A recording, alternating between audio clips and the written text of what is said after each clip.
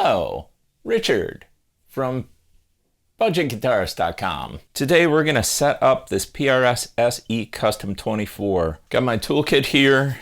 The guitar itself is kind of filthy. It's fingerprinted up, a lot of dust and stuff. We're not going to do that first. We're actually going to do that last. There's no point in getting all the fingerprints off and then manhandling the instrument for half an hour. I have a checklist that I go through because sometimes I forget the order I'm supposed to do this stuff in. So what do you do if you can't remember things? Write it down. Step one would normally be to restring the guitar. So I would take the strings off and I would use some lemon oil on the fretboard, and then I put new strings on. I don't need new strings on this guitar at this point in time. How often should you change your strings? Well, that's sort of like the question of how long is a piece of string? The answer is always it depends. You should change strings when you want to. I have a collection of about 20 instruments. If I changed each of them once a month, I'd be spending $100 per month on strings, and that's just stupid. So I think I change them when they start to feel kind of grody to me, or if I'm going to record something like, for an album. Right now, we don't need new strings, so we're going to skip step one. Step two is to check the relief. We're not going to skip that. That we're going to do. To do that, I need my capo. So I'm going to put this guy on the first fret. It's actually not going on the first fret, it's going before the first fret. Get out les feeler gauges, and I want the 10,000ths feeler gauge. So that would be 0.010, which would be this gentleman right here. Now there's two different ways of doing this. What some people do is they put their finger on the last fret to measure, and what some people do is they put their finger on the fret that is closest to where the neck meets the body. In this case, that's only a difference of 1 fret. I'm going to go with the very, very last fret. I'm going to count in 8 frets. 3, 5, 7, 8. It's this guy right here. And then what I'm looking for here is a little bit of space. I'm looking for 10,000ths of an inch space between the bottom of the string and the top of the fret. And I'll tell you what, you can feel when it's not happening because this thing will actually push the string up. And I wonder if I can get a closer shot of that. That would be really good. Hang on. So it's this guy right here. Here's what it looks like if I'm not holding the 12th fret, or the last fret, 24th fret, and here's what it looks like with the 24th fret pressed. And here is the distance I am attempting to measure. This is very close. The camera has to be exactly where my hand has to be to do this at a correct angle. See that little bit of space in there. And my feeler gauge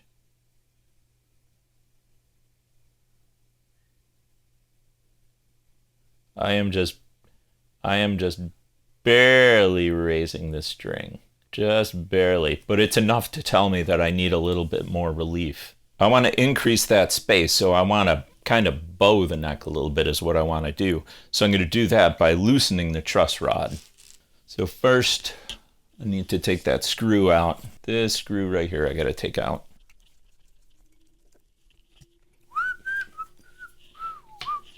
So instead of having a normal truss rod, my particular PRS does not. It's got this big honky thing in there. The issue, of course, of adjusting the truss rod is that the strings are in the damn way.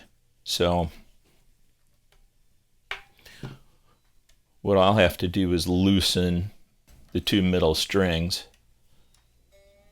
And then now I can get this guy in here. Righty tighty, lefty loosey. So if I want to tighten it, I'm going to turn it to the right. If I want to loosen it, I'm going to go to the left. Well, that is a bit of an issue.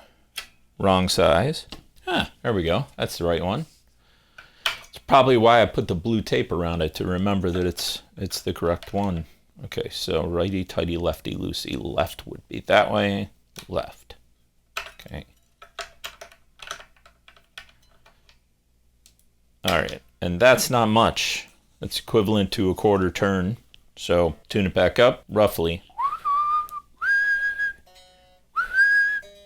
There we go. Let's try it now. 3, 5, 7, 8. There's 8.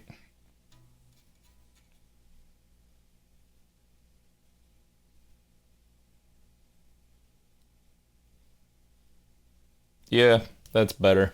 Actually, I might want to tighten it back up just a teeny tiny bit. Wonder if I can do it without loosening the strings again. Yeah, I did. Okay, give me the 10 again. Here's the 8, here's the 10. 3, 5, 7, 8.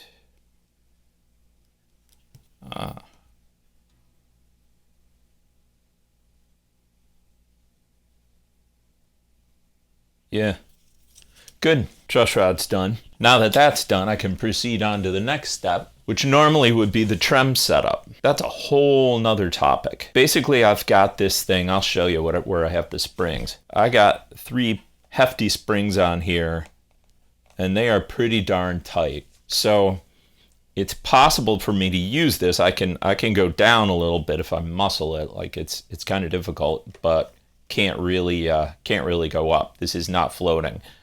And that's the way I like it. Let me tell you why. The biggest issue that I have with trem guitars, or trem systems, I would say, is I do a lot of recording, and then when I do gigs, it's just me. I don't have a guitar tech, so if my guitar goes out of tune, basically I either have to reach for another guitar or everything stops. And nothing will make your guitar go out of tune like a trem system. And you might say, well, what about Joe Satriani? You know, he's got locking trems on all of his guitars. Yes, and if you've ever seen Joe live, and I have like 3 times, he changes guitars either every song or every other song, or at least he did when I saw him.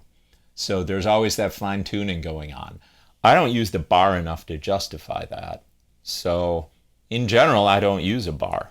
Sometimes I will. I'd rather just have one guitar set up for trem use. Right now it's my Blue Strat, and the other ones are kind of decked. So for a trem to be decked, that just means you got the springs tightened up almost as far as they'll go, almost as hard as you can.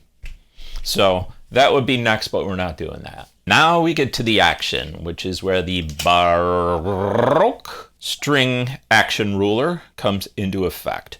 The cool thing about this tool, you probably can't read it, which, you know, fair enough if you can't read it, but it's got a guide printed on the back of it that basically tells you what your action should be. So it's pretty idiot proof. You see these little lines here. Well, you know what? Let's do another close-up. Okay, here's the 12th fret. So how we do this is we use a set of reading glasses, or you can use like a Optivisor that I have, which I'll show you again in a minute. And you basically get down here and you look really close, and what you see will be similar to what you're seeing on camera right now. And so depending on which form of measurement you use, I'm using inches and thousandths of an inch. You can use either this side, or for metric you can use this side. So in this case, if we look at our handy dandy guide, see if you can read it here. There you go. If we look at our handy dandy guide, for electric guitar, the 6th string, which is the thickest string, is going to be, I'm going to round that to 0.06, between 0.06 and 0.08. 0.08 is about where I like my 6th string to be. You know, when they made up the numbers, could they have made them like easier to say instead of 6th? Like, come on, that's the best name you'd come up with. Be like Sixer or something easy like that.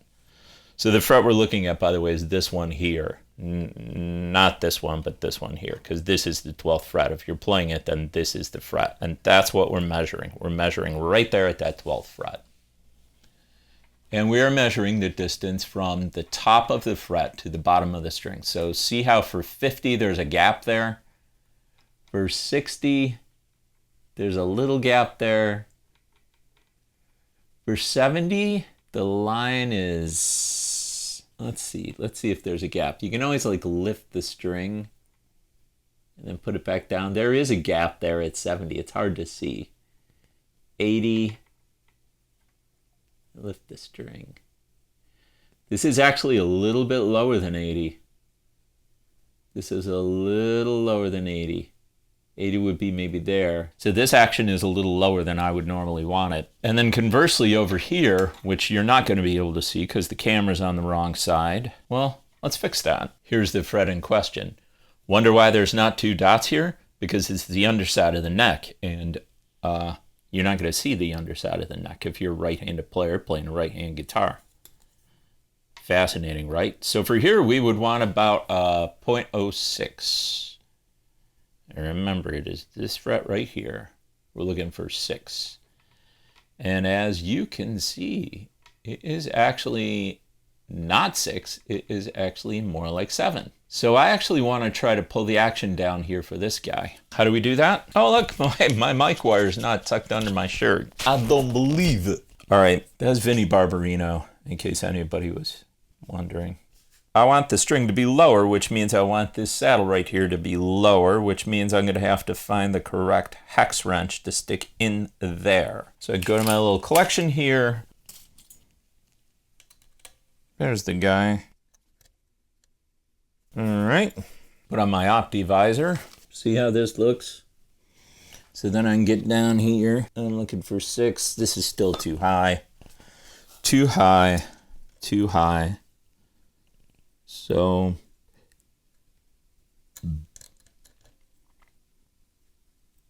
loosening up these screws. I just took it down by quite a lot.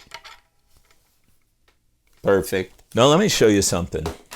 Okay, forget about all the dust.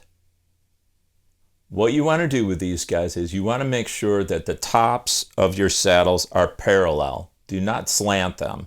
So if you think of that being a table, the table has to be level. It shouldn't be leaning to one side or the other. Why? Because you'll lose sustain. Nobody wants to lose sustain. So now I got this string is a little lower than I want, but since it's not like buzzing or rattling, I'm going to leave it alone. And then this string I just lowered. So what I'm going to do is the radius of this fretboard is 10. And so so there's a little bit of a small curve. I'm exaggerating it. It's not like that. But this fretboard is not perfectly flat. What I want to do is I want to make sure that these guys all match this radius. And so what I'm going to do is I'm going to go string by string and set the string height of all of these guys. It's almost like 2, right? 62, 64, 66, 68, 70. So I'm just going to approximate that because my gauge doesn't really go that finely. I mean, when you're in thousandths of an inch, 2/1000ths of an inch is barely perceptible. So I'm just gonna go through here and just kind of adjust these guys as I go. I'll probably speed up the camera so you don't have to watch this whole entire part. Okay, I did end up raising this guy just a teeny bit. We've got our action set. So the next thing to do would be to check the nut. And this one's a little bit debatable because if you want to get into like adjusting nut slots, you need specialized tools for that. It can be really, really tricky. If you're just starting out learning how to do guitar setup, I would recommend you don't mess around with the nut. If you want to learn how to do nut filing and all that kind of stuff, you need to practice a bunch first on some stuff that doesn't matter. I'm not really going to get into cutting nut slots or changing nut slots in this video other than to give you the general concept. And the general concept is if you capo on the 3rd fret, okay, then that means that there should be some space between the string and the fret here on the 1st fret. If you're capoing at the 3rd fret and the strings are touching the 1st fret, that means the slots are too low. If the slots are too low, either you need a new nut or you need to temporarily go in and like mix some, bone dust and super glue or something to raise the height of the slot and then file it back down. And that's like a temporary solution. Like really the fix for that, if it's touching, is a new nut. Now, in terms of how much space there should be, the amount of space should basically be minuscule. You should be able to barely feel it, which is what I'm doing right now. I can tell it's not touching, so I can tell it's okay. Now, if there's too much space, that means the nut's too high and the slots need to be cut a little bit more. And that would be like if there's quite a bit of space down here. And I know I'm speaking like really general, like if you wanted to measure how much space there could be, I don't know. It's like a piece of paper Like it shouldn't be too much, but I'm not comfortable getting into the finer points of nut height because I've done nut cutting about 10 times, which means that I'm not really qualified to speak too deeply on the topic at this point in time. So if you really want to get into cutting nut slots, I suggest finding an advanced video for it. So now let's get into pickup height, shall we? This one's a little trickier because again, this is really a matter of taste. What you can do is you can go online and you can check out the manufacturer's suggested height for pickups. And then you can use that as a starting point. What you kind of can't see because of the camera angle here is that I've got this pickup considerably lower than this one. And that is because it's a mismatch. The output from this pickup it's probably around 10 or 12. This is around 7 or 8. If they're both at the same height, this thing's going to be significantly louder than this guy. This is the pickup that came with it. This is a GMB, which is a mysterious pickup company who I think works out of South Korea. And then this is the Seymour Duncan Pearly Gates, which is, you know, if you've seen more than 10 of my videos, you know how much I love these things. So in terms of pickup height, you adjust pickup height by turning the screws here, which in this case appear to be flathead. And the only reason for that would be that when I put this together, when I put this pickup in, I probably couldn't find any halfway decent screws, so I used flat screws. So how do I like my pickup height? What do I personally like it set to? I will start with the factory values, but in general, I actually will go a little bit lower than the factory values. And so let me get down here and see. So I'm gonna go try to find the proper ruler here. Here we go, inches. I'm measuring in 64ths of an inch, and on my low E string, it looks like it's about 15. And on my high E string, it looks like it's about 12. So I think I wanna raise up my treble side just a teeny tiny bit. Okay, so the pros and cons to pickup height. The higher the pickup, the hotter the output, because the closer to the magnetic field the string is vibrating, the more it's going to generate electricity. Because pickups generate electricity. It's a very, very teeny tiny small amount of electricity, but that's what they do. You have a magnetic field which is excited by the vibrations of this metal string. And then that teeny tiny signal is sent to a guitar amplifier or whatever. The closer the pickup is to the string, the more output you're gonna get from the pickup. Now you might assume like, so then you would want this thing as close to the string as possible. Yes, correct? No, incorrect.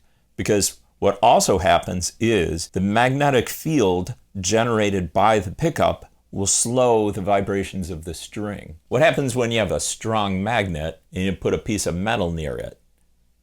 It clamps down to the magnet and it's hard to move, right? Well, it's the same concept. There's this magnetic field, and if that field gets way too close to the string's still gonna vibrate, but it's gonna slow the vibrations, and so it's gonna kill your sustain. Now, conversely, if the pickup is too far away, then the kind of sound you're going to get from the pickup is going to be not as full. Let's put it that way. So this really is a matter of like taste. I would strongly encourage you to go to the Google machine, right, and Google pickup height for Fender, for Gibson, for Epiphone Les Paul, for PRS SE, whatever, and see what PRS suggests, and then set your pickups to that. And then adjust to taste. And if you're really not sure, then just stick with what the factory does, what they do at the company, because that's usually a pretty good neutral height. Okay, next. Now we're gonna get to intonation. Let's get all our junk out of the way. Handy dandy tuner. Now, the very first thing I'm gonna tell you about this is don't do your intonation this way. Intonation should be done in the playing position. And the reason I'm not doing it that way is because it makes for a really weird video angle. I tried it and I thought it looked terrible. So only reason I'm doing this with the guitar in its back is because I want you guys to see the process. In real life, when you do this, don't do it on a bench like this, do it in the playing position. If you do it on a bench, is it gonna ruin your guitar? No. Is it going to make a massive difference? Probably not. But the concept is just how gravity works, right? You're going to get ever so slightly different results this way. Let me make sure I've got the correct, yep, screwdriver is correct. So what we're going to do is tune this guy to E. Okay, see the blue line? That means it's in tune. I'm going to play it on the 12th fret.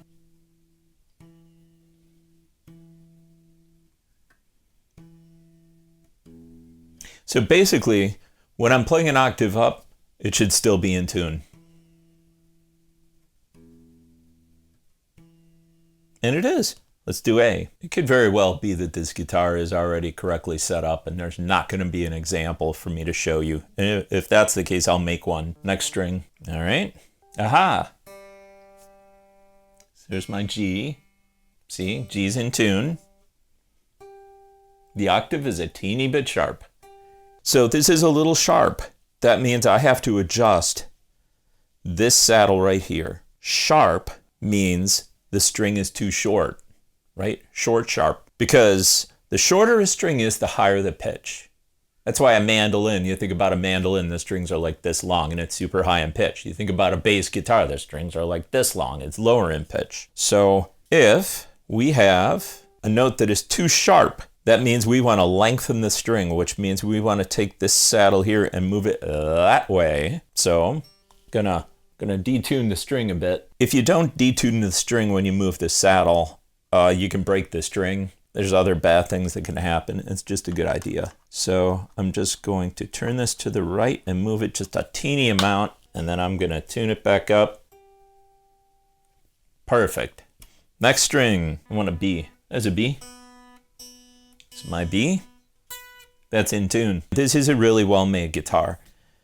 And I can tell that by playing it, but I can also tell because the last time I set this thing up was probably over a year ago. And in a year of hanging on my wall and being played all the time and put on stands and back on the wall and lean against the couch, etc., for the intonation, I only had to do one teeny tiny adjustment. So over the course of the year and all our weather changes and everything I've done, that's pretty darn impressive. One string went out a teeny tiny bit. So the difference between like kind of setting up a guitar and doing what I would call a professional setup is tools and measuring. Instead of saying, oh, that's got to be changed just a little bit. I know it's perfectly intonated, you know. If you go by ear, you probably wouldn't be able to hear that difference. And instead of saying this string has to go up by a little bit, I can say, well, it needs to go up by 2/1000ths of an inch or 5/1000ths of an inch, right? Being precise means you can always do the same quality work every single time. So then the very last thing I'm gonna do is basically I'm just gonna dust it off. Actually, I think I'm gonna use some of this Dunlop guitar polish. Why? I don't know. I have it. Why not? Just put a little on. Put a little on, put a little on, a little on, a little on, a little on.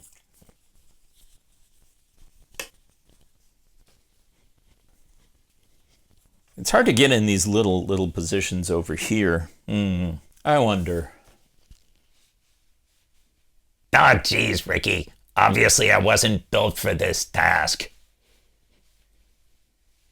For example, my arms don't move without a stick in them. And you want me to clean this thing? What am I supposed to do?